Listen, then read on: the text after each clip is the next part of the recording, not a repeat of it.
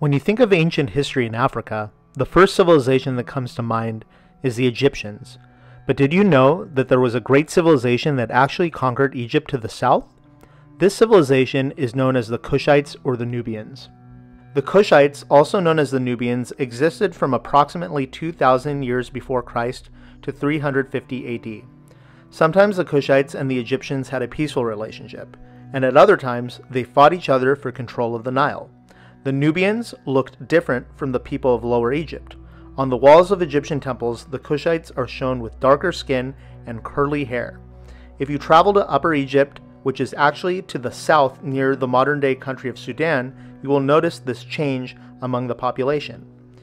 Kush became powerful because they had many productive gold mines. Although the Egyptians were a big influence of the Kushites were a unique culture. For example, they spoke a language called Meroitic. They also worshipped an African god called Epidemic, not related to the Egyptian gods.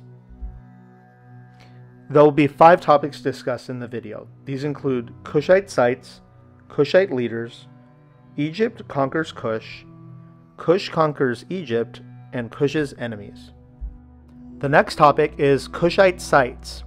Napata was the capital city of the Kushites. It was destroyed in 590 BCE by the Egyptians. Napata was also the site of the World Heritage Site Jabal Barkal, which was a temple to the god Amun. The city was sacked a second time by the Romans in 23 BCE. Another important Nubian city was Meroe. This was further south and made it harder for the Egyptians to invade the city. Meroe was a prosperous city of industry and trade. The city was also known for having large deposits of iron. The next topic is Kushite leaders.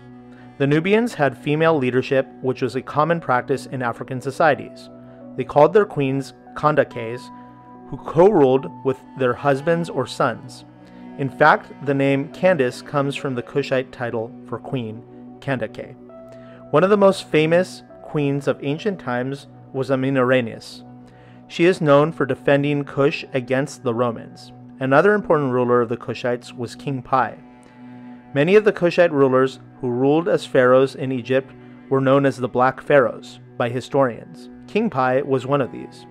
He is known as the uniter of two lands because of his conquest of Egypt. Prince Akinadad was another famous Kushite leader. He was the son of Queen Amenorrenes. Together they destroyed many Roman forts in the war between the Kushites and the Roman Empire. The next topic is Egypt conquers Kush.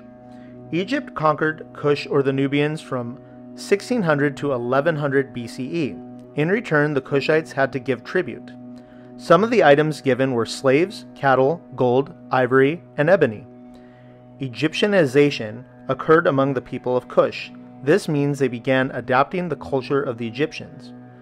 For example, the Kushites worshipped Egyptian gods and they spoke and wrote in Egyptian.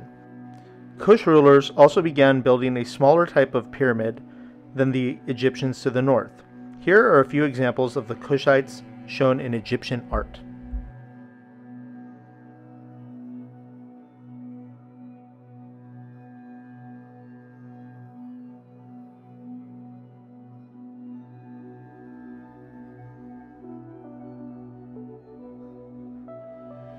The next topic is Kush conquers Egypt.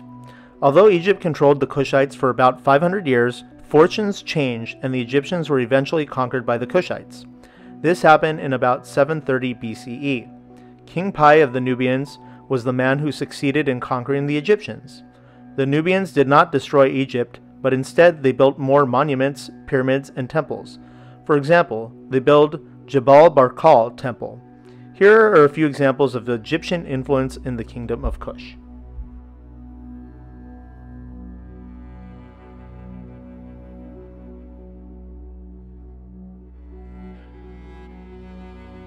The final topic is Kush's enemies. Besides the Egyptians, at times the Kushites had many other enemies. One group that was an adversary to the Kushites were the Assyrians. Remember, the Assyrians were an empire that existed in Mesopotamia during ancient times. The Kushites were driven out of Lower Egypt by the Assyrians in around 650 BCE. Another powerful enemy of the Kushites or Nubians were the Romans. Kush and Rome eventually signed a peace treaty, and the Nubians did not have to pay tribute to the Romans. The last enemy of the Kushites were the Axumites. Around 350 CE, the Kingdom of Axum, in what is now Ethiopia, conquered the Kushites. I hope this video has helped you. Please subscribe if you haven't already done so, and share my content with someone who might find it useful. Also, don't forget to check out some of my other educational videos on my channel.